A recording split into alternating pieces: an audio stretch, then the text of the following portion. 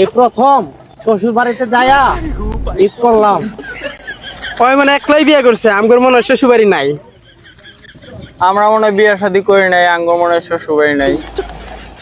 শ্বশুর বাড়িতে সবারই আছে।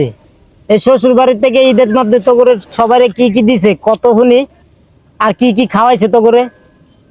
আমার শ্বশুর বাড়ি থেকে একটা পাঞ্জাবি দিছে 40,000 টাকার দাম, এর লগে আরেক জোড়া জুতা দিছে 24,000 টাকা দাম। বড় বড় কথা কস। তোর শ্বশুরে দেখছি ঈদের আগে ব্যান গাড়িতে 150 টাকা দামের পাঞ্জাবি কিনছে, এটা পিন্ধাই তো দেখছি তুই ঈদ করছস। তোরে যে তোর শ্বশুরে কই থেকে জুতা কিনে দিছে সেটা আমি দেখছি।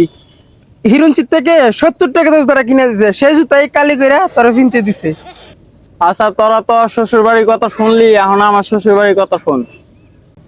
আচ্ছা কদেই শুনি তোর শ্বশুর বাড়িতে কি দিছে। আমার শ্বশুরে বাজারে গিয়া বড় এক খান গরুর রাং নিয়েছিল, এই রাং দিয়ে কয়েকদিন ভাত খাইলাম। তুই তো কথাই কইতে পারস না, ওটা গরুর নাং না, ওটা গরুর রাং হইব। আরে বেটা তোরা তো ভালো করে কথাই কইতে পারস না, ওটা গরুর রাং না, ওটা গরুর রান রান রান।